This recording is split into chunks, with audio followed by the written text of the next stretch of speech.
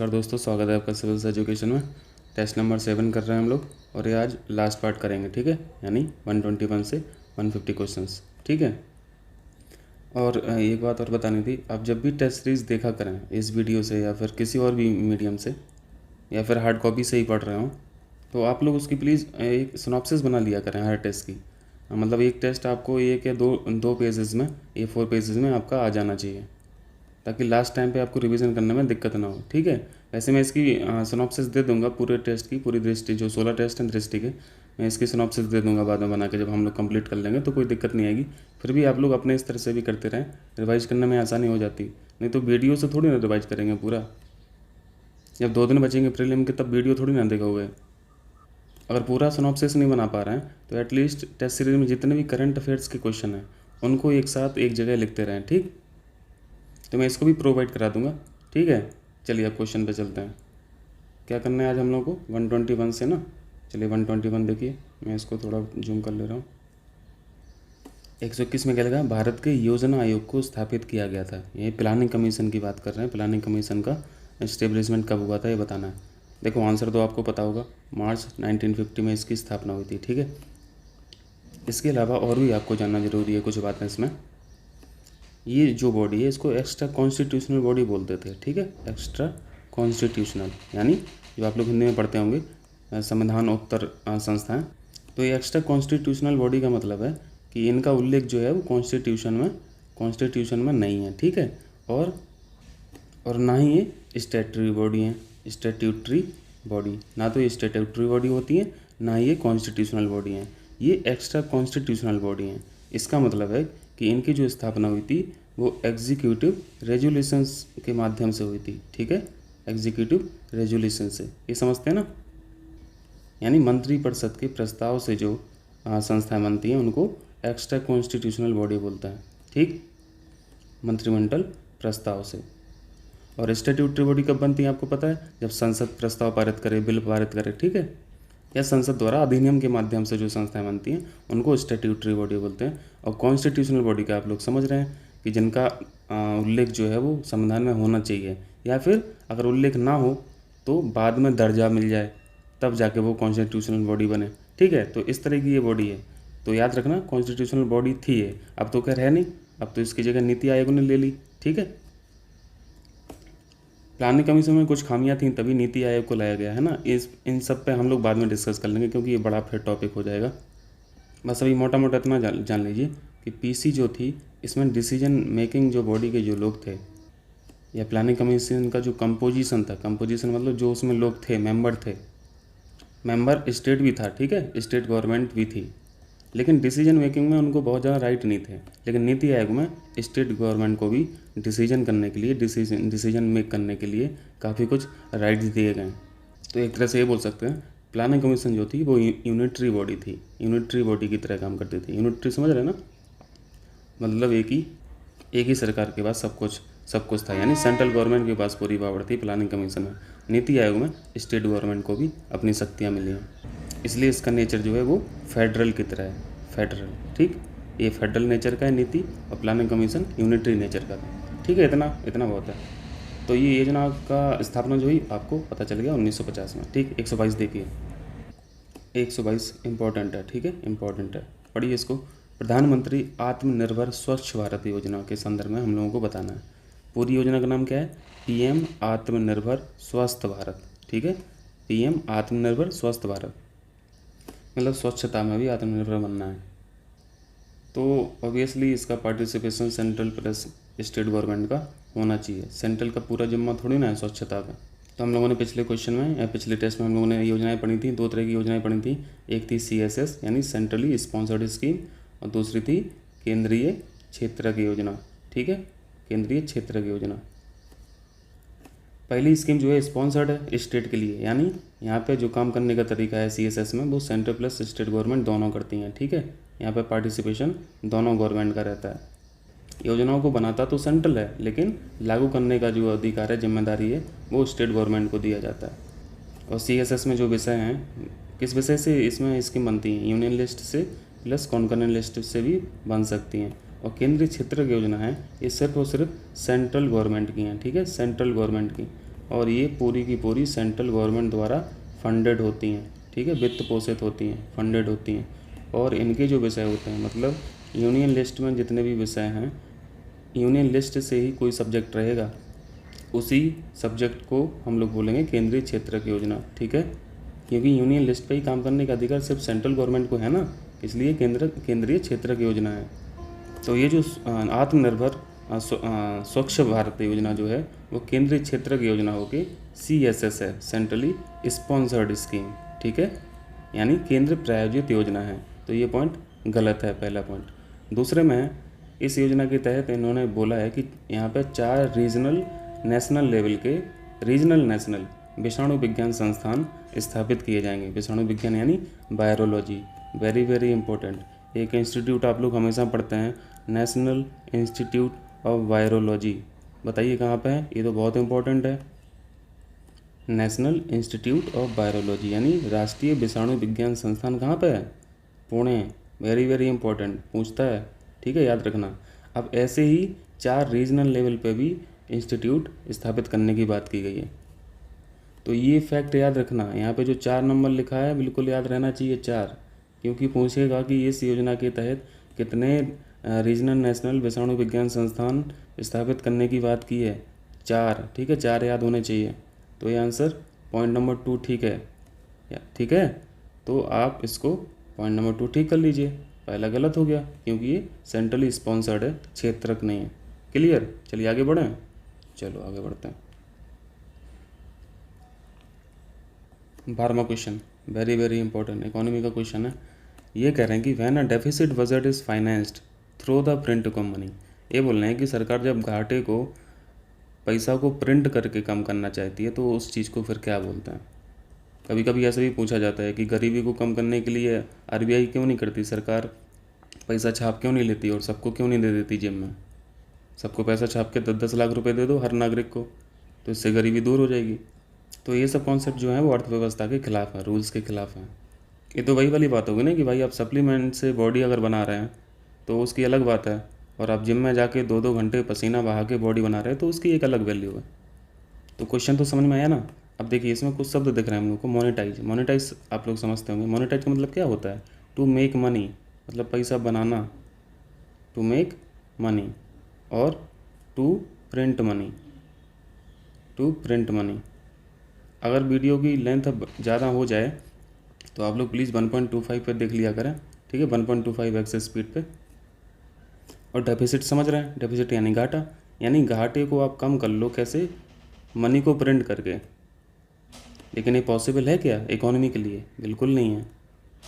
अब देखो अपनी जो गवर्नमेंट का शासन का जो प्रकृति है वो क्या है, वो संसदीय प्रणाली है, और संसदीय प्रणाली में गवर्नमेंट कैसी होती हैं, वेलफेयर वाली गवर्नमेंट होती हैं, यानी जन कल्याण वाली सरकारें होती हैं। यानी यहाँ पे पैसा आपको ज़्यादा खर्च करना है योजनाओं पे, तो हमेशा एक्सपेंडिचर ज़्यादा ही रहता है इन सब गवर्नमेंट का, ठीक है, एक्सपेंडिचर हमेशा ज़्यादा रहता है। किससे, अर्निंग से। सरकार की जो कमाई है, कमाई कम है और खर्चे ज़्यादा हैं सरकार के, तो घाटा तो हमेशा बना रहेगा ना, घाटा हमेशा एग्जिस्ट करेगा।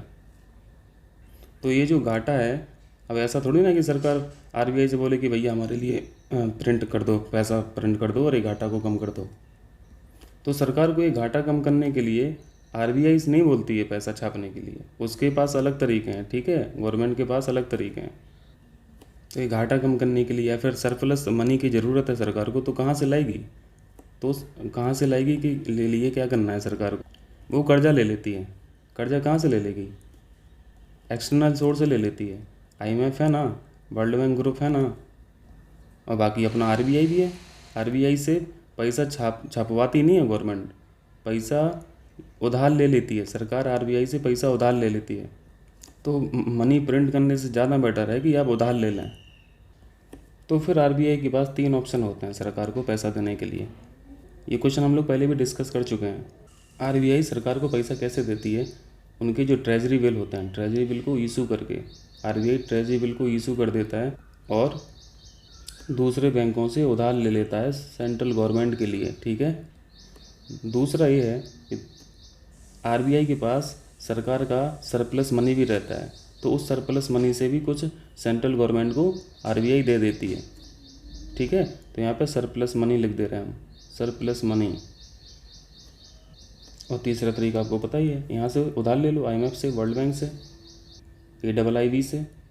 तो मतलब मोटा मोटा ये है कि सरकार पैसा छपवाती नहीं है, सरकार उधार ले लेती है, ठीक है, इकोनॉमी के लिए। क्योंकि ये जो प्रिंटिंग मनी है ये इन्फ्लेशनरी एक्शन प्रोड्यूस कर देता है इकोनॉमी में। इन्फ्लेशनरी एक्शन मतलब इससे मुद्रास्फीति हो जाती है, मतलब चीज़ें बहुत महंगी हो जाएंगी। सबकी जेब में पैसा भरा रहेगा तो फिर चीज़ें महंगी हो जाएंगी ना भाई, सब देने को तैयार रहेंगे। तो इस चीज़ को बचने के लिए सरकार क्या करती है, उधार ले लेती है, ठीक है, उधार ले लेती है, ठीक है। तो फिर इस क्वेश्चन का आंसर क्या होगा, जल्दी से बता दीजिए। इसको मोनेटाइज डेफिसिट बोलते हैं, ठीक है। अपने घाटे को मोनेटाइज कर लो मनी को प्रिंट करके, लेकिन ये एग्जिस्ट नहीं करता है रूल, ठीक है। लेकिन क्वेश्चन पूछा है तो हम लोग को बताना है। इसको बोलते क्या हैं, मुद्रीकृत घाटा बोलते हैं इस तरीके को, यदि आप पैसा छपवा के घाटा कम करना चाहते हैं तो, ठीक। चलिए 124 देखिए। 12 केंद्र और राज्यों के बीच करों का वितरण किया जाता है। देखो करों का बहुत बड़ा इशू है, सेंट्रल गवर्नमेंट और स्टेट गवर्नमेंट का। स्टेट गवर्नमेंट हमेशा यहाँ पे स्टेट गवर्नमेंट लिख दूँगा, मिटा दे रहा हूँ। Central government plus state government. State government का तो हमेशा ये रहता है ना कि हमेशा हाथ फैलाए रहते हैं। सेंट्रल गवर्नमेंट कहेंगे कि भैया हमें पैसा है, हमारे जो कर लगाने के जो सब्जेक्ट्स हैं वो हमारे कम हैं, आपके पास ज़्यादा हैं कर लगाने के सब्जेक्ट, आपके पास ज़्यादा पैसा आता है तो हमें पैसा दीजिए। तो बहुत से कर ऐसे होते हैं जो सेंट्रल गवर्नमेंट लगाती है और वसूली भी सेंट्रल गवर्नमेंट ही करती है। कुछ कर ऐसे हैं सेंट्रल गवर्नमेंट लगाती है लेकिन उसका कुछ हिस्सा स्टेट गवर्नमेंट को दे देती है, ठीक है। तो ये क्वेश्चन पूछ रहा है कि इस चीज़ को मैनेज कौन करता है, तो ये वित्त कमीशन मैनेज करता है, ठीक है। वित्त कमीशन इसलिए तो बनाया गया है। ये आर्टिकल किससे आर्टिकल में, जल्दी से बताइए। 280 में है, ठीक है, याद रखना 280 में। मतलब वित्त कमीशन डिसाइड करता है कि किस राज्य को कितना टैक्स का जो डिस्ट्रीब्यूशन है वो देना है, ठीक। तो यहाँ पे एक चीज़ और फैक्ट है हम लोगों के पास, वित्त आयोग अभी लेटेस्ट वाला जो फाइनेंस कमीशन चल रहा है वो कौन सा चल रहा, 15वां, ठीक है। और इनके चेयरमैन बताइए जल्दी से, NK सिंह। NK सिंह याद रखना, ठीक है। इनका कार्यकाल कब से है, 2020 से शुरू हुआ और 2025 तक रहेगा, 2025 तक, ठीक। आगे बढ़ें, चलिए 125 देखिए। 125 बोला थोक मूल्य सूचकांक यानी होलसेल प्राइस इंडेक्स, ये WPI की बात कर रहे हैं। हम लोगों ने इस पर भी डिस्कस किया था, जो उसमें क्वेश्चन आया था WPI का और CPI का, है ना, नेशनल इनकम का क्वेश्चन था। तो बताइए WPI जो है वो किसको रिप्रेजेंट करता और CPI किसको रिप्रेजेंट करता। देखो होलसेल है, आप इससे याद रखिए कि होलसेल प्राइस इंडेक्स जो है वो मैन्युफैक्चरिंग साइड से, और CPI जो है, CPI मतलब कंज्यूमर प्राइस इंडेक्स, तो ये जो है वो कंज्यूमर साइड से, यानी ये कंज्यूमर को रिप्रेजेंट करता है CPI, और WPI जो है वो मैन्युफैक्चरिंग यूनिट्स को रिप्रेजेंट करता है। तो मैन्युफैक्चर करता कौन है, मालिक का, कारखाने का मालिक है ना। और कारखाने के मालिक क्या होते हैं, यानी उनको क्या बोलते हैं, प्रोड्यूसर, उत्पादक वही लोग तो हैं। और कंज्यूमर क्या है, कंज्यूमर तो हम लोग हैं, हम लोग तो कंज्यूम करने वाले लोग हैं। यानी जब हम कंज्यूम करने वाले लोग हैं तो हम सप्लाई करेंगे या डिमांड करेंगे, हम तो डिमांड करेंगे ना। और जो चीज़ जो बना रहा है, जो वस्तु बना रहा है, जो गुड्स बना रहा है, जो सामान बना ही रहा है, तो वो क्या करेगा, वो सप्लाई करेगा कि डिमांड करेगा, तो सप्लाई करेंगे ना भाई, ये तो बना ही रहे हैं ना माल। यानी इससे एक फैक्ट और क्या निकल गया है कि WPI जो है वो सप्लाई साइड को रिप्रेजेंट करता है, ठीक है, और CPI जो है वो डिमांड साइड को रिप्रेजेंट करता है। क्लियर है, यानी यहाँ से ये मांग को रिप्रेजेंट कर रहा और सप्लाई यानी आपूर्ति, ये आपूर्ति साइड को रिप्रेजेंट कर रहा। क्लियर है इतना। अब चलिए क्वेश्चन पे कर लेते हैं। तो ये WPI जो इंडेक्स रिलीज कौन करता है, ये हम लोग को बता देना। ये ministry of commerce and industry करता है, वाणिज्य और उद्योग मंत्रालय, ठीक है। चलिए आगे बढ़ें, इसको मिटा लें थोड़ा। ये 126 देखिए, 126 देखिए। भारत विश्व बैंक समूह के निम्नलिखित संगठनों में से किसका सदस्य नहीं है। देखो पहले तो वर्ल्ड बैंक का जो ग्रुप है उसके जो 5 फैक्टर हैं, ठीक है, मतलब 5 यूनिट हैं, 5 शाखाएँ हैं, वो तो हम लोग को जान लेना चाहिए। तो इसमें 4 तो लिखी ही हैं, तो 5वीं और लिख ले रहे हैं। तो मैं शॉर्ट में जल्दी से लिख दे रहा हूँ। आपको पता है कि वर्ल्ड बैंक जो मेजर है वो किन किन संस्थाओं से बना है। हम लोग IBRD पढ़ते हैं और IDA पढ़ते हैं। हम लोग बोलते हैं कि IBRD जो है, IDA और IBRD जो है वही वर्ल्ड बैंक है, ठीक है। मतलब ये मेजर फैक्टर है, बाकी मतलब ये मेजर शाखा हैं, मेजर संस्था हैं। तीसरी जो शाखा है, तीसरी शाखा को क्या बोलते हैं, IFC यानी अंतर्राष्ट्रीय वित्त कॉरपोरेशन। चौथी यूनिट कौन सी है, मीगा, ठीक। यानी मल्टीलेटरल इन्वेस्टमेंट गारंटी अथॉरिटी, और एक है इंटरनेशनल फाइनेंस कॉरपोरेशन। ठीक है, आइडिया समझते हैं। इंटरनेशनल डेवलपमेंट, ए का मतलब बताइए, एजेंसी होगा कि एसोसिएशन? ये एसोसिएशन है, ठीक है, संघ है। तो यहाँ पे लिख दे रहा हूँ ना, मैं लिखा तो है हिंदी में, IFC होगी, ये IDA हो गया, और ये मीगा हो गया। ठीक है, और एक संस्था और है वर्ल्ड बैंक ग्रुप में 5वीं, उसे क्या बोलते हैं? ICSID, यानी निवेश विवादों के निपटारों के लिए अंतर्राष्ट्रीय केंद्र। इंग्लिश में लिख दूँ यहाँ पे? बस मैं बोल दे रहा हूँ, बोलने से हो जाएगा काम। International centre for settlement of investment disputes. ठीक, तो इंडिया जो है वो इसका मेंबर नहीं है, बाकी 4 का है, बाकी 4 का है। तो यहाँ पे कौन सा? यहाँ पे जो बी ऑप्शन है वो ICSID लिखा है। ठीक, तो बी ऑप्शन ठीक होगा, मतलब बी ऑप्शन का यानी ICSID का सदस्य नहीं है भारत, बाकी सबका है। ठीक है, तो वर्ल्ड बैंक हम लोग जाने, इसमें 5 शाखाएँ हैं। ठीक है, इन 5 शाखाओं को मिला के वर्ल्ड बैंक बोलते हैं। ठीक है, वर्ल्ड बैंक बोलते हैं। चलिए 126 का हो गया, 127 देखिए, 127 देखिए, वेरी वेरी इंपॉर्टेंट। सरकार द्वारा, सुनाई दे रहा ना आप लोगों को? सरकार द्वारा जारी की जाने वाली मुद्रा जो सोने जैसी वस्तु द्वारा समर्थित नहीं है। इंग्लिश में पढ़िए, what is called a government issued currency. देखो यहाँ पे शब्दों को ठीक से पढ़ना। एक करेंसी है जिसको गवर्नमेंट इशू कर रही है, ठीक है, that is not backed by community such as gold. तो गोल्ड क्या है? गोल्ड कम्युनिटी है, गोल्ड कोई करेंसी तो है नहीं। ठीक है, गोल्ड को क्या बोलते हैं? कमोडिटी मनी बोलते हैं, कमोडिटी मनी। ठीक, तो हम लोग शब्दों पे जाते हैं। पहले यहाँ पे लिखा है सरकार द्वारा जारी की जाने वाली मुद्रा। देखो ये एक मुद्रा है जो जारी कर रही है सरकार। अब जब सरकार ही जारी कर रही है तो ऐसी चीज़ को बोलते हैं, ऐसी मुद्रा को बोलते हैं लीगल टेंडर। ठीक है, लीगल टेंडर याद रहेगा। लीगल टेंडर का मतलब है कि भाई सरकार ने अब उस पर मोहर लगा दी, अब वो पैसे की तरह काम करेगा। चाहे किसी चीज़ पे मोहर लगाई हो, चाहे वो पत्थर हो, चाहे वो कागज़ का टुकड़ा हो, चाहे वो सिक्का हो, चाहे वो जूता हो, कुछ भी हो, अगर सरकार ने मोहर लगा दी कि भैया ये पैसे की तरह काम करेगा तो फिर वो लीगल टेंडर है। जूता भी पैसे की तरह काम करेगा। मॉल में जाइए, जूता लेके जाइए, आपको कपड़े मिल जाएंगे एक जोड़ी। क्यों? क्योंकि लीगल टेंडर घोषित किया हुआ है गवर्नमेंट ने, ये पैसे की तरह काम करेगा। तो अभी जो लीगल टेंडर है वो किसको मिला हुआ है? लीगल टेंडर अभी किसको मिला हुआ है? नोट को ना। आप नोट देखते ना, 500 का नोट है, 2000 का नोट है, 100 का नोट है, 200 का नोट है, 50 का नोट है, 10 का नोट है, ये सब लीगल टेंडर है। यानी आप कहीं भी जाएंगे इसको एक्सेप्ट करने से कोई मना नहीं करेगा, एक्सेप्ट करना ही पड़ेगा दूसरे आदमी को। ठीक है, क्योंकि ये लीगल टेंडर है।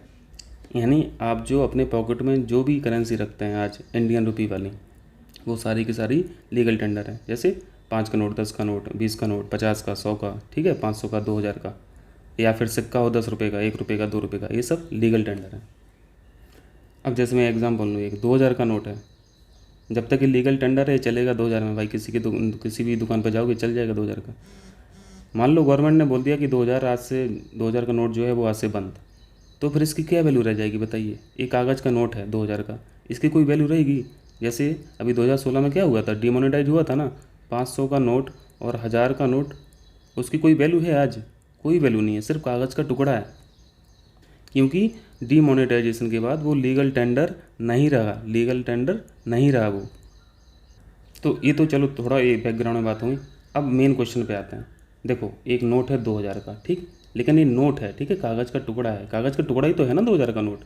ये लीगल टेंडर है तब वो 2000 की वैल्यू दिख रही है, लीगल टेंडर नहीं है तो ये तो कागज़ का टुकड़ा ही हो जाएगा ना, कुछ यूज थोड़ी ना उसका। तो एक नोट है आपके पास, मैं एग्जांपल दे रहा हूँ, आपके पास एक 2000 का नोट है और एक आपके पास सिक्का है 1 केजी का, ठीक है, 2000 का, 2000 का सिक्का है, लेकिन उसका भार जो है वो 1 केजी का है। ये सिक्का भी 2000 रुपये का है और ये नोट भी 2000 का है।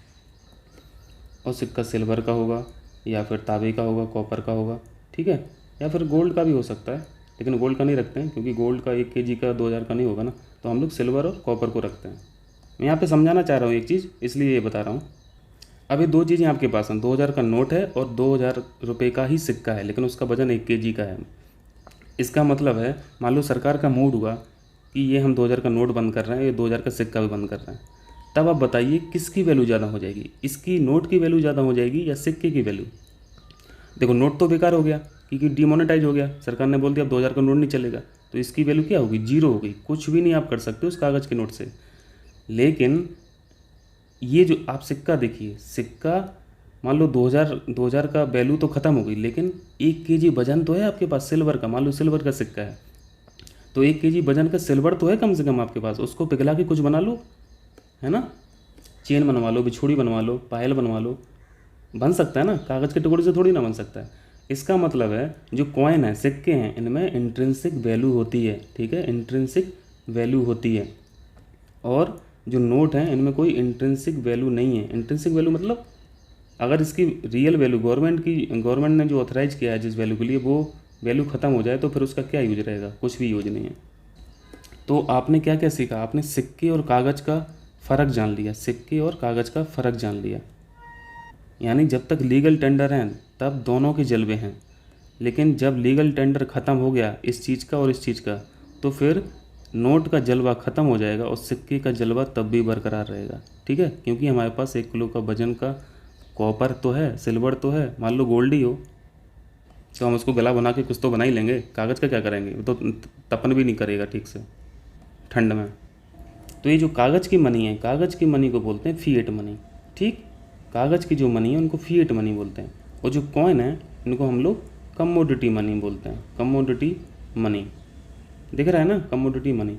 और ये कौन सी, कागज़ की जो करेंसी है उसको फिएट मनी बोलते हैं। तो आपको डिफरेंस समझ में आ गया ना। तो इसका आंसर क्या हो जाएगा, जल्दी से बता दीजिए। जारी की जाने वाली मुद्रा जो सोने जैसे वस्तु द्वारा समर्थित नहीं है, मतलब इसको आप एज ए कॉइन समझ लेना, ठीक। तो इसका आंसर क्या हो जाएगा, fiat money, option B correct हो जाएगा। क्लियर है, आगे बढ़ें। चलिए 128 देखिए, इसका एक फिगर पड़ा है वो देख लीजिए थोड़ा। वैसे हम लोगों ने काफ़ी डिस्कस कर लिया इस पर, फिर भी एक बार देख लीजिए। करंट अफेयर्स के क्रेडिट से इमेज मिली है मुझे, क्लाउड अफेयर्स, सॉरी, ये फिएट मनी देखिए। देखो कागज़ की जो मनी होती है उसे फिएट मनी बोलते हैं, कॉइन्स जो होते हैं उन्हें कमोडिटी मनी बोलते हैं। Money that government guarantees as legal tender. Legal tender मतलब वही जब तक सरकार की मोहर लगी है किसी नोट पे कि हाँ भैया ये 2000 का, ये 100 का नोट है, तब तक वो चलेगा। इनमें जो होती है इंट्रिंसिक वैल्यू जीरो होती है, ठीक है, कागज़ में, लेकिन सिक्के में जो होती है, ठीक है, कागज़ में सिक्के में होती है। चलिए अब क्वेश्चन पे चलते हैं। 128, निम्नलिखित में से कौन सा भारत का सबसे बड़ा नेचुरल पोर्ट है। नेचुरल पूछ रहा है, ठीक है, आपको नेचुरल भी आना चाहिए, आपको आर्टिफिशियल भी आना चाहिए, ठीक है। तो नेचुरल जो है सबसे बड़ा वो मुंबई पोर्ट है, ठीक है, मुंबई पोर्ट सबसे बड़ा कार्गो पोर्ट है, ठीक है, सबसे बड़ा कार्गो पोर्ट। आर्टिफिशियल में कौन है सबसे बड़ा, जल्दी से बताइए, या फिर नाम ही बता दीजिए जो आर्टिफिशियल है। विशाखापत्तनम है वो आर्टिफिशियल है, ठीक। चेन्नई है वो क्या है, आर्टिफिशियल है, ठीक है, आर्टिफिशियल। चलिए जल्दी से इमेजेस देख लेते हैं इसकी, तो आपको याद रहेगा। स्क्रीनशॉट ले लेना इसका, ठीक, स्क्रीनशॉट ले लेना, काम आते हैं। आप एक नज़र में सारे पोर्ट देख सकते हो। करंट, क्लाउड अफेयर्स, क्रेडिट लिख दें यहाँ पे ताकि कॉपीराइट ना लगाएं, ठीक है, क्लाउड अफेयर्स। ये देखिए अब यहाँ पे आपको देख लेना है कौन आर्टिफिशियल है कौन नेचुरल है। मुंबई पोर्ट है जो वो सबसे बड़ा नेचुरल है, ठीक। आर्टिफिशियल मैंगलोर आर्टिफिशियल है, चेन्नई आर्टिफिशियल है, विशाखापट्टनम आर्टिफिशियल है, तूतीकोरिन आर्टिफिशियल है, ठीक है, याद रहेगा। अब ले लीजिए स्क्रीनशॉट, ठीक, अब ले लीजिए।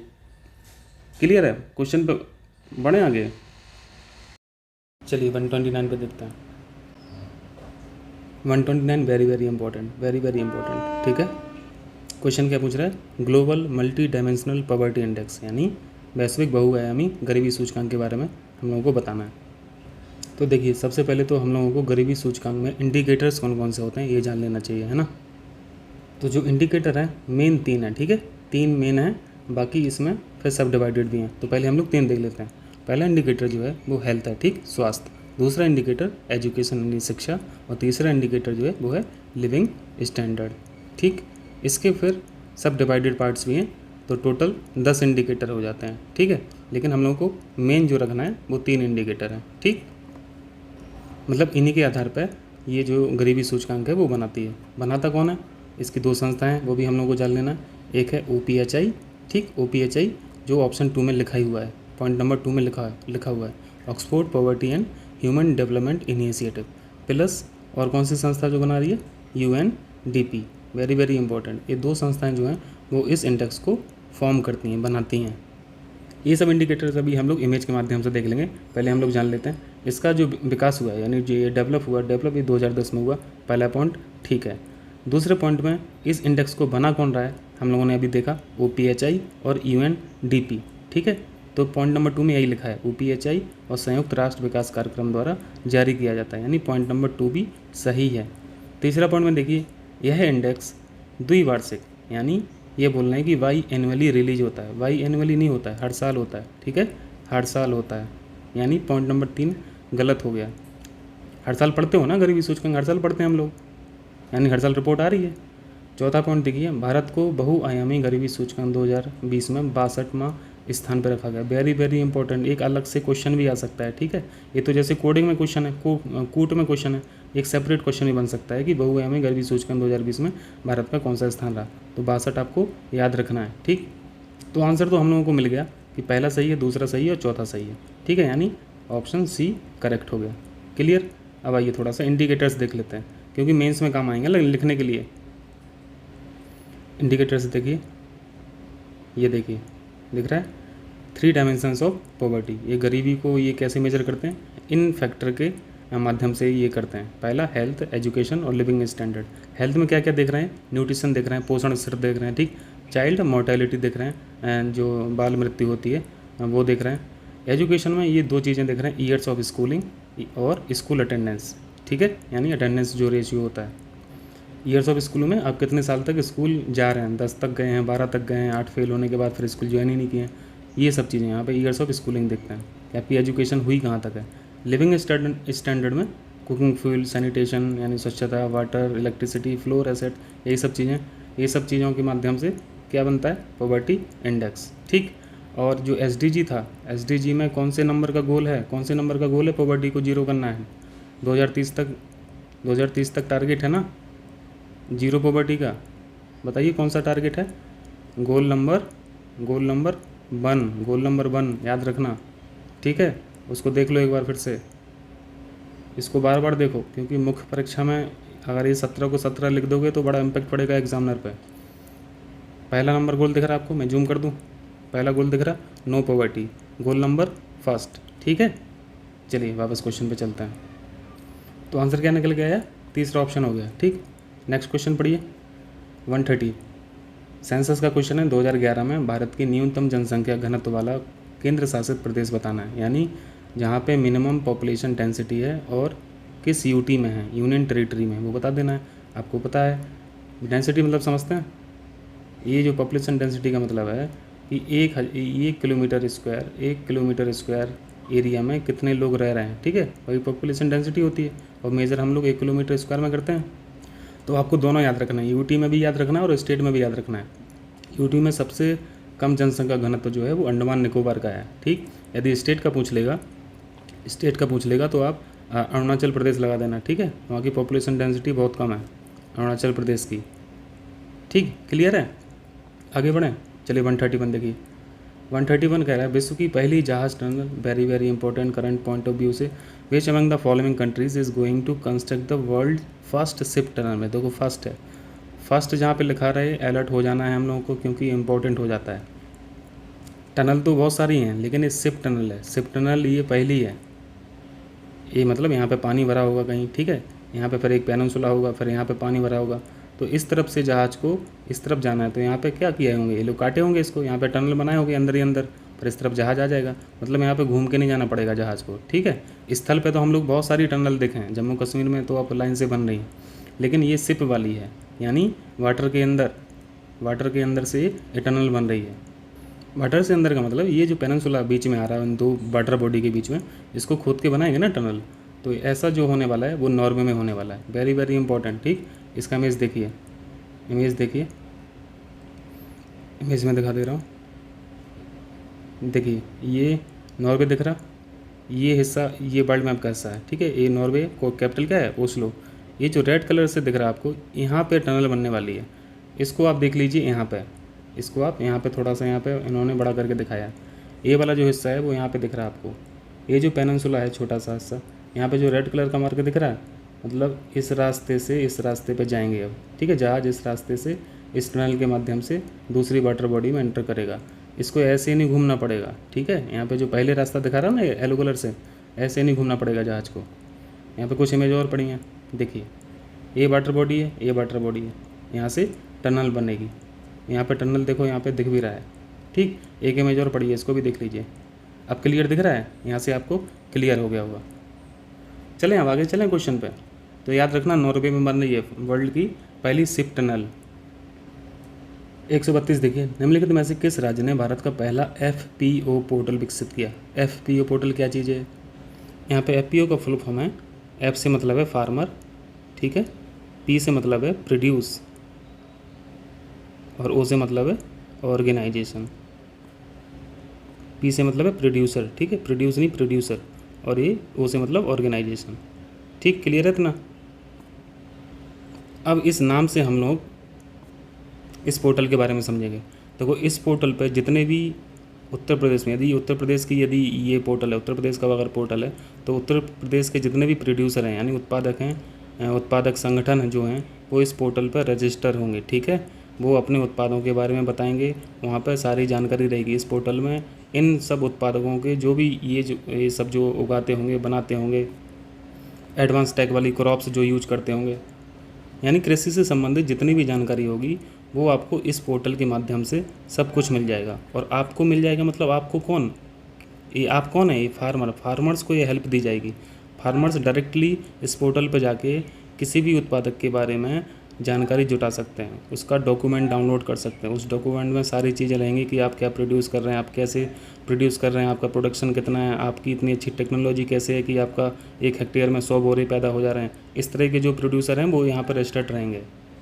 किस फसल को उगाने के लिए कौन सी परिस्थितियाँ यहाँ पे होनी चाहिए, एनवायरमेंटल परिस्थितियाँ होना चाहिए, ये सारी इन्फॉर्मेशन इस डॉक्यूमेंट्स में रहेंगी, ठीक। यानी एक पोर्टल के माध्यम से इस पोर्टल पर सारे लोग कनेक्ट रहेंगे। यहाँ पे फार्मर भी रहेंगे इस पोर्टल पर ट्रेडर भी रहेंगे जो ट्रेड करते हैं, ठीक है, एग्रीकल्चर प्रोड्यूस का। इसमें एग्रीकल्चर के जो डिपार्टमेंट हैं वो भी कनेक्ट रहेंगे, और प्रोड्यूसर ग्रुप तो रहेंगे कनेक्ट, ठीक है। ये है पोर्टल। तो ये यूपी ने अभी लॉन्च किया है, ठीक है, वेरी वेरी इंपॉर्टेंट। यूपी का क्वेश्चन है इसलिए इंपॉर्टेंट हो जाता है, स्टार मार्क कर दे रहा हूँ। यूपी ऑप्शन में है नहीं तो इसका आंसर डी हो जाएगा। चलिए 133 देखिए, भवानी देवी इंपॉर्टेंट है, ठीक है। किस खेल से संबंधित है ये हम लोगों को बताना है। और अभी हाल ही में किस खेल के लिए टोक्यो ओलंपिक 2021 के लिए क्वालिफाई करने वाली पहली भारतीय खिलाड़ी बनी। तो इनके बारे में जान लेते हैं। ये इंडियन फेंसर हैं, ठीक, फेंसर यानी तलवारबाजी करते हैं, ठीक। इनको देख लीजिए, ये चेन्नई की रहने वाली हैं, ठीक है। यहाँ पे मैं उनकी तस्वीर डाला हूँ, यहाँ पे देख लीजिए। ये जो हैं ये भवानी देवी हैं, ठीक, भवानी देवी। ये जो तलवार दिख रही है यानी ये फेंसिंग करते हैं, फेंसर हैं। क्लियर है, याद रहेगा, भवानी देवी।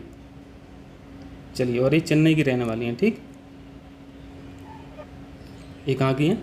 ये चेन्नई की हैं। इनका पूरा नाम क्या है? CA भवानी देवी। CA का मतलब चार्टेड अकाउंटेंट मत समझ लेना, इनका नाम है चंडालावाड़ा आनंदा। कितना कठिन नाम है। साउथ की है ना, चेन्नई की हैं, ठीक। चले आगे बढ़ें। अब देखो यहाँ पे लिखा हुआ है qualifying for the 2021 Tokyo games, important है। चलिए आगे बढ़ते हैं क्वेश्चन पे। तो इसका आंसर क्या हो गया? तलवारबाजी। चलिए 134 देखिए, दिख रहा ना आपको? जूम कर दूँ और, ठीक है। हाल ही में समाचारों में आया RH-160 क्या था? देखिए ये इसरो का रॉकेट है, ठीक, इसरो का रॉकेट है, और ये साउंडिंग रॉकेट है, इसरो द्वारा लॉन्च किया गया एक ध्वनि रॉकेट। क्लियर, याद रखना। इसकी इमेज पड़ी, इमेज देख लीजिए। अब इमेज क्या देखेंगे, रॉकेट तो सब एक ही जैसे लगते हैं ना, फिर भी देख लीजिए। कहाँ गया? ये पड़ा है, ये दिख रहा है। ये साउंडिंग रॉकेट लॉन्च किया है किसने? इसरो ने, ठीक है, इसरो ने। 135 देखिए, ICC ने हाल ही में मैच फिक्सिंग के आरोप में 2 क्रिकेटर मोहम्मद नाबिद और समीन अनवर को प्रतिबंधित कर दिया। ये क्रिकेटर किस देश के हैं? तो आप लोगों को पता होगा, क्रिकेट से संबंधित है तो आप लोग जानते होंगे। ये UAE के हैं, ठीक है, UAE, चलिए 136 देखिए, भारतीय रिजर्व बैंक, जस्ट फैक्ट है, आप लोग जानते होंगे इसको, इसकी स्थापना कब हुई थी? 1935 यानी 1935 में, RBI। ठीक है, हेडक्वार्टर बताएंगे आप लोग, हेडक्वार्टर कहाँ है? हेडक्वार्टर मुंबई। ठीक, मुंबई। मुंबई से पहले कहाँ था? कोलकाता में, फिर ट्रांसफ़र कर दिया गया था। ठीक, यहाँ पे 2 साल ही रहा था बस, मतलब 1935 से 1937 कोलकाता था, और आफ्टर 1937 फिर मुंबई में आ गया था। ठीक, तो इसका आंसर क्या होगा?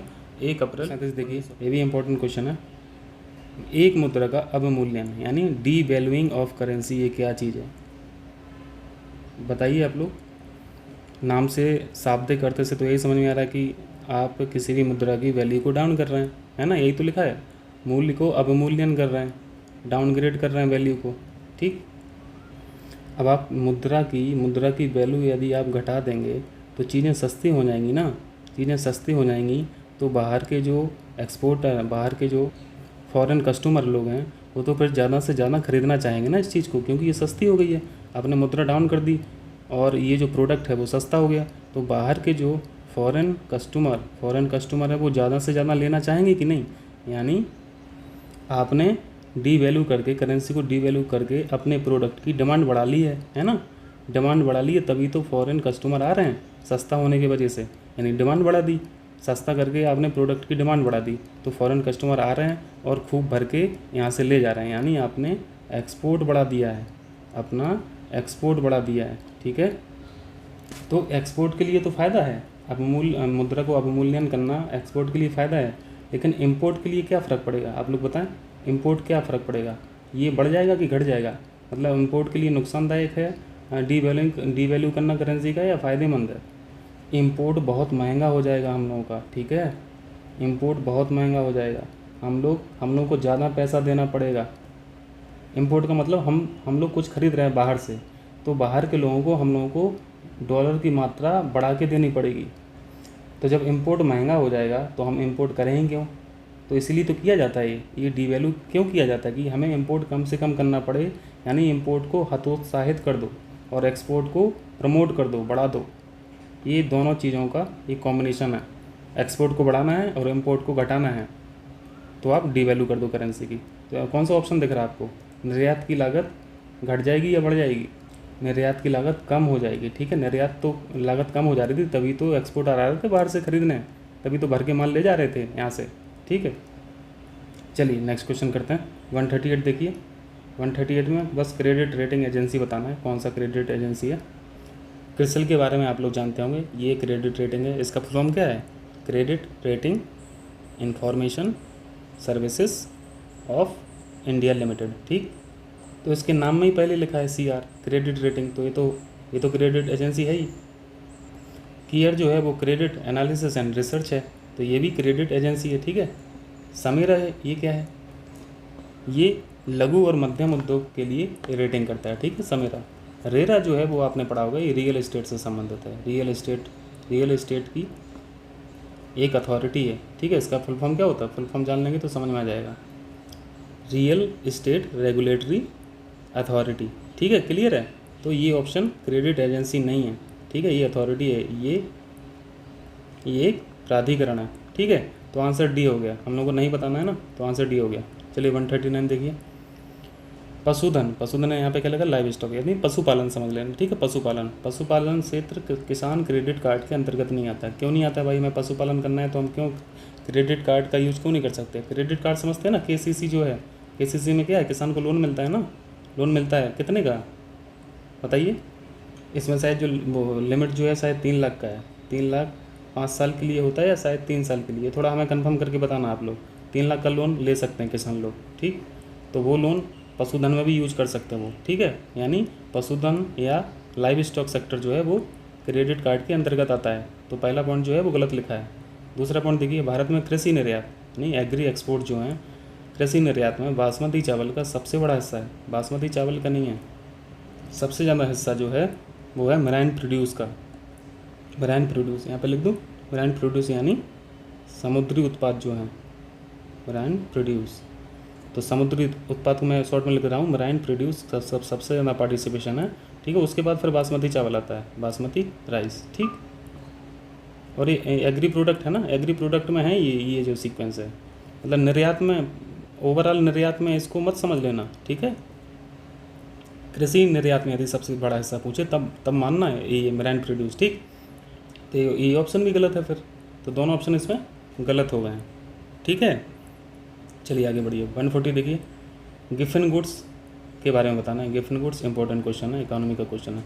गिफन गुड्स के बारे में जानते हैं ना, गिफन साहब थे, गिफन साहब एक इंसान थे, रॉबर्ट गिफन, ठीक है, याद रखना, रॉबर्ट गिफन।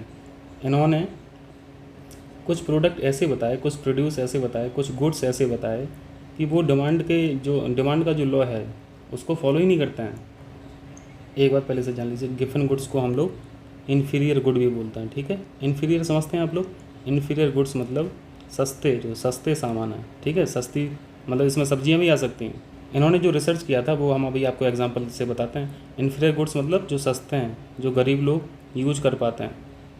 जैसे हम एक एग्जांपल है यहाँ पे मीट का और पोटैटो का, यानी आलू का और मांस का, चिकन या मटन का। तो मटन में और आलू में कौन सा गिफन गुड हुआ इन गिफन साहब के हिसाब से? पोटैटो जो गुड्स है, जो पोटैटो आलू जो है वो इन्फीरियर गुड है, ठीक है। इसी को हम लोग बोलेंगे गिफन गुड। लेकिन बताते हैं ये इन्होंने इसी को क्यों बोला। ये आलू एक एग्जांपल है जो उन्होंने दिया था। इन्होंने 2 प्रोडक्ट का एग्जांपल दिया, पहला मीट का, दूसरा पोटैटो का। अब इन्होंने देखा क्या, अब ये जो है ये सुपीरियर गुड है, ठीक है, सुपीरियर गुड, और ये इन्फीरियर गुड है। अब ये तो समझ रहे होंगे ना आप, सुपीरियर गुड, ये इन्फीरियर गुड। तो इन्होंने देखा कि ब्रिटेन में इनके समय पर जब इन्फ्लेशन आई, ये ब्रिटेन के थे, ब्रिटेन में जब इनके समय पे इन्फ्लेशन आई, तो इन्फ्लेशन में आप लोग समझते हैं कि सभी के प्राइस क्या बढ़ जाते, सभी के प्राइस बढ़ जाते हैं। तो मीट के भी प्राइस बढ़ गए और पोटैटो को भी प्राइस बढ़ गए। तो उस इन्फ्लेशन में देखा गिफन साहब ने कि जो रईस लोग थे, रईस लोग मीट को पसंद ना करके पोटैटो को पसंद करने लगे, यानी पोटैटो की सेल बहुत ज़्यादा बढ़ गई, पोटैटो की डिमांड बहुत ज़्यादा बढ़ गई। मीट खाना छोड़ दिए लोग, मतलब पैसे वाले भी लोग मीट नहीं खरीद रहे हैं, पोटैटो खरीद रहे हैं। तो इससे रिजल्टेंट क्या निकला, गिफन साहब ने देखा कि इन्फ्लेशन में चीज़ें महंगी हो जाती हैं, तो महंगी होने पे तो डिमांड कम हो जानी चाहिए, है ना। डिमांड जो है कम हो जानी चाहिए, लेकिन यहाँ पे तो डिमांड बढ़ गई पोटैटो की बहुत ज़्यादा। तो इन्हीं प्रोडक्ट को इन्होंने गिफन गुड्स का नाम दिया, ठीक है। तो इससे हम लोग को एक बात और क्या पता चली, ये डिमांड के लॉ को फॉलो ही नहीं कर रही हैं। ये कैसे पता चल रहा कि डिमांड तो घट रही है ना भाई, प्राइस ज़्यादा है तो डिमांड घटेगी, और डिमांड घटेगी तो पोटैटो की सेल कम होनी चाहिए थी, है ना। तो ये तो बढ़ रही है यहाँ पे सेल, तो यहाँ पे उल्टा हो रहा है, ठीक है। इसी उल्टे तरीके को उन्होंने क्या बोला, यही उल्टा तरीका इनका फेमस हो गया, और इन प्रोडक्ट्स को सब लोग क्या है गिफन गुड्स के नाम से जानने लगे। और आपने भी देखा कि यहाँ पर रिलेशन है ही नहीं डिमांड का कुछ, तो यहाँ पे क्या आंसर हो जाएगा, गिफन गुड्स वे वस्तुएं हैं जो मांग के नियम का पालन नहीं करती हैं, ठीक है। तो ऑप्शन बी हो गया। चलिए 141 देखें, 141 देखिए, जस्ट फैक्ट याद रख लीजिए। 1991 में आपको पता है क्या आई थी, एलपीजी, ठीक है। लिबरलाइजेशन, प्राइवेटाइजेशन और ग्लोबलाइजेशन, यानी इकोनॉमी को क्या कर दिया था फ्री कर दिया था, ठीक है। क्लोज्ड से फ्री कर दिया था, ओपन कर दिया था। तो जो इनकी जो रिपोर्ट थी वो संबंधित किससे थी, वो थी बैंकिंग सेक्टर से प्लस कैपिटल मार्केट से, ठीक है। ओवरऑल अगर हम लोग बोलना चाहें तो आप यहाँ पे वित्तीय फाइनेंशियल सेक्टर, ठीक है, फाइनेंशियल सेक्टर। तो यहाँ पे हम लोग सी ऑप्शन लगा देंगे, ठीक है, क्लियर। 142 देखिए, ये डिमांड कर्व, इसके बारे में आप लोग पढ़े होंगे। डिमांड कर्व सिंपल सा है। डिमांड कर्व में क्या था, यहाँ पे प्राइस होता था और यहाँ पे क्वांटिटी होता था, और ये ग्राफ डिमांड का जो ग्राफ होता था, ये डिमांड की लाइन है, ठीक है, डिमांड की लाइन है। यानी डिमांड कर्व जो है वो रिलेशन किस में दिखाता था, प्राइस में और क्वांटिटी में, यानी कीमत में और मांग की मात्रा में, क्वांटिटी में, ठीक। तो आंसर बी हो गया इसका, ठीक। 143 करें, चलिए 143 में वर्तमान में नीति आयोग के उपाध्यक्ष कौन है। अध्यक्ष तो आप लोग समझते होंगे, अध्यक्ष कौन होते हैं, पीएम होते हैं, ठीक। और उपाध्यक्ष कौन है, Rajiv Kumar, very very important, ठीक है, राजीव कुमार। और ये संस्था किसका स्थान ली है, प्लानिंग कमीशन का। प्लानिंग कमीशन कब बना था, 1950 में, ठीक है। अब पीसी नहीं है, अब नीति आयोग है, अब एनसी है, ठीक। और ये जो कमीशन है पीसी हुआ या फिर एनसी हुआ, नीति आयोग हुआ, ये कौन सी, ये किस तरह के ये ऑर्गेनाइजेशन है या कमीशन है या संस्था है, ये नॉन कॉन्स्टिट्यूशनल है, ठीक है। इनको हिंदी में क्या बोलते हैं, संविधान उत्तर, ठीक है। संविधान मैं लिख दे रहा हूँ यहाँ पे, संविधान उत्तर, या फिर एक्स्ट्रा कॉन्स्टिट्यूशनल बोलते हैं इसे एक्स्ट्रा कॉन्स्टिट्यूशनल बॉडी बोलते हैं, ठीक। हम लोगों ने बॉडी पे चर्चा की थी, ठीक है। अब यहाँ पे ज़्यादा डिस्कस नहीं करेंगे। 144 देखिए, 144 में क्या है, मुक्त बाज़ार की बाधा। मुक्त बाज़ार समझ रहे हैं, मुक्त बाज़ार, फ्री इकोनॉमी, एलपीजी से तो पॉसिबल हुआ, लेकिन इससे फ़ायदा किसको हुआ, घाटे किसके हुए, ये सब निबंध के टॉपिक हैं और मेंस के टॉपिक हैं, इसको ज़रूर पढ़िएगा आप लोग। इससे गरीब को क्या फ़ायदा हुआ, एक छोटा सा किसान है, हम तो अभी भी अपना अनाज मंडी में बेच रहे हैं भाई, ज़िले की जो मंडी होती है वहीं पे बेचते हैं, जो एएमसी होती है मंडी होती है वहीं पे बेच रहे हैं, हम तो अपना कोई एक्सपोर्ट नहीं कर रहे हैं। मतलब इवन 300 एकड़ वाले, 400 एकड़ वाले किसान भी अपना जो अनाज है वो कहाँ मंडी में बेच रहे हैं। उनको ये अपॉर्चुनिटी कहाँ है कि वो एक्सपोर्ट कर लें बाहर, वो इतना अवेयर कहाँ है इन सब चीज़ों से। लेकिन जो बड़े बड़े किसान हैं और अवेयर भी हैं तो वो तो सीधा एक्सपोर्ट कर रहे हैं बाहर, तो उनका मुनाफा तो 100 गुना ज़्यादा है इनकी अपेक्षा, है ना, छोटे किसान की अपेक्षा। तो फ़ायदा किसको हुआ, कुछ ही लोगों का हुआ। यानी यहाँ पे डिस्ट्रीब्यूशन ऑफ रिसोर्स जो है वो बहुत अनइक्वल है ना, इक्वल नहीं है। तो यहाँ पे हम कौन सा आंसर दिख रहा है हम लोग को, संसाधनों का असमान वितरण, अनइवन डिस्ट्रीब्यूशन ऑफ रिसोर्सेज, ठीक। चलिए 145 देखिए जल्दी से, आसान सा क्वेश्चन है, कई बार पढ़े होंगे। थीम बताना है, आदर्श वाक्य बताना है सेंसस 2011 का, क्या था भैया जल्दी से बता दीजिए। अवर सेंसस अवर फ्यूचर, ठीक है, अवर सेंसस अवर फ्यूचर, यानी हमारी जनगणना हमारा भविष्य। आंसर सी हो गया, क्लियर। चलिए 146 देखिए, देशभक्ति बजट इम्पोर्टेंट है, ठीक है, इम्पोर्टेंट है। किस राज्य द्वारा या यूटी द्वारा प्रस्तुत किया गया, नई दिल्ली याद रखना है, दिल्ली याद रखना है, ठीक है, दिल्ली याद रखना है।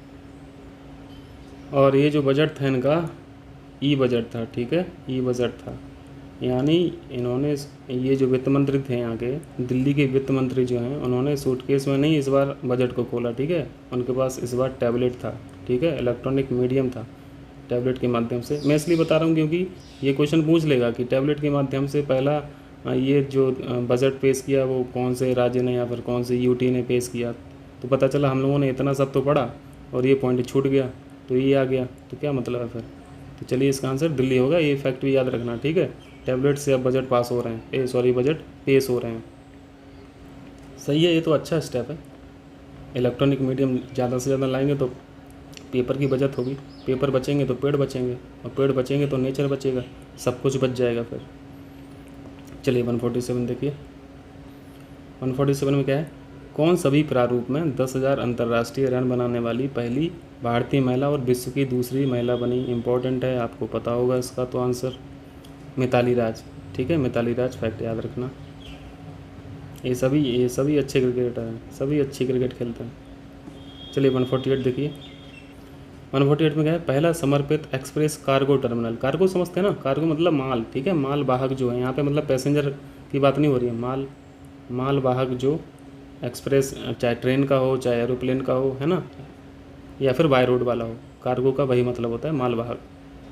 अब माल का जो ट्रांजिट पीरियड है, ट्रांजिट से मतलब ट्रांजिट यानी जल्दी से जल्दी एक जगह से दूसरे स्थान पर ले जाना, समय कम से कम लगे, एक्सपोर्ट और इंपोर्ट जो है वो जल्दी से हो सके, ठीक है, टाइम का डिले ना हो, मतलब ये ज़रूरी है ना। अब हम लोगों को पता चला, अब बाहर से वैक्सीन सप्लाई होनी है, पता चला 2 दिन लग गया आने में ही, तो 2 दिन में तो यहाँ पे तो जनसंख्या चौपट हो जाएगी, तब तक हज़ारों लाखों लोग मर जाएंगे 2 दिन में।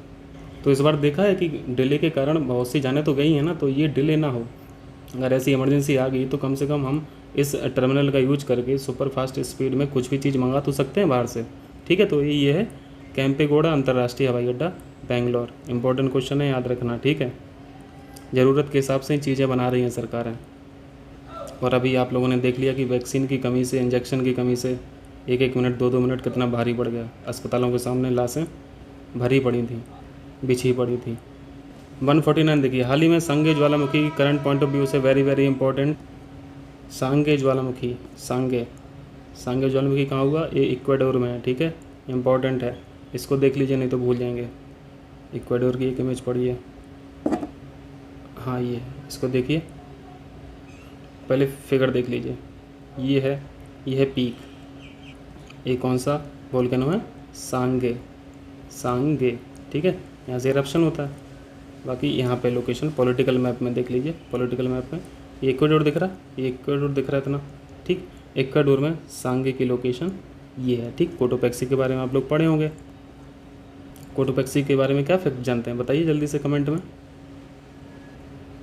चलिए वापस क्वेश्चन पे चलते हैं। हम लोगों ने सांगे वोल्केनो देख लिया इक्वेडोर में, ठीक।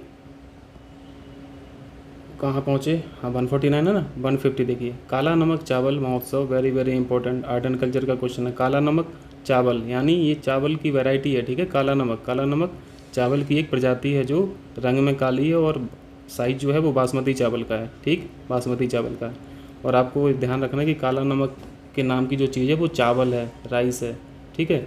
और यूपी में निम्नलिखित में से किस जिले में मनाया गया था? इस वैरायटी को स्पीसीज बोल रहा हूँ, सॉरी, इस वैरायटी को अभी जीआई टैग भी मिला था, ठीक है, जीआई टैग। और ये जो वैरायटी है काला नमक चावल, ये कहाँ की है? सिद्धार्थनगर। ये भी याद रखना है, सेपरेट क्वेश्चन आ सकता है, ठीक है, सिद्धार्थनगर। यानी आप देख रहे होंगे 1 डिस्ट्रिक्ट 1 प्रोडक्ट वाली बात हो रही है ना यहाँ पे। और ये महोत्सव आयोजित किया गया भी यहीं पे सिद्धार्थनगर में, ठीक। तो इसका आंसर क्या हो गया? सिद्धार्थनगर। एक आपने रेड चावल भी पढ़ा होगा, रेड राइस, कुछ दिन पहले हम लोगों ने टेस्ट सीरीज में किया था। इसका एक्सपोर्ट सबसे ज़्यादा कहाँ हो रहा था? यूएसए में, ठीक है, रेड राइस का, याद रखना है भी फैक्ट। इसको भी देख लीजिए, जैसे रेड राइस था ये रंग में काला है, बस उतना ही फ़र्क है। ये देखिए यहाँ पे इमेज में दिख रहा है, ये उत्पाद है, ठीक। क्या नाम है इसका? काला नमक चावल, ठीक है। चलिए ये था आज का वीडियो। अब तो कुछ बचा नहीं है ना, लगभग सब हो गया। हाँ 150 हो गए। एक प्रजाति, एक वैरायटी जो है वो गेहूं में भी आती है, काला गेहूं। आजकल लोग बहुत बो रहे हैं इसको, क्योंकि इसका इसका जो भाव है वो बहुत अच्छा है। हरी मटर का भी एक बहुत अच्छा चलन चल रहा है अभी, हरी मटर का। जिनके पिताजी किसानों भैया बोल देना हरी मटर बो, काला गेहूँ बो, बहुत मुनाफा पाओगे। मतलब ये सूखने के बाद भी हरी रहती है, इसलिए हरी मटर है। मटर तो हरी रहती है कच्चे में, लेकिन ये सूखने के बाद भी हरी रहती है। इसका भाव जानते हैं आप लोग? 12,000 पर कुंटल है, 12,000 पर 100 kg, बहुत अच्छा भाव है।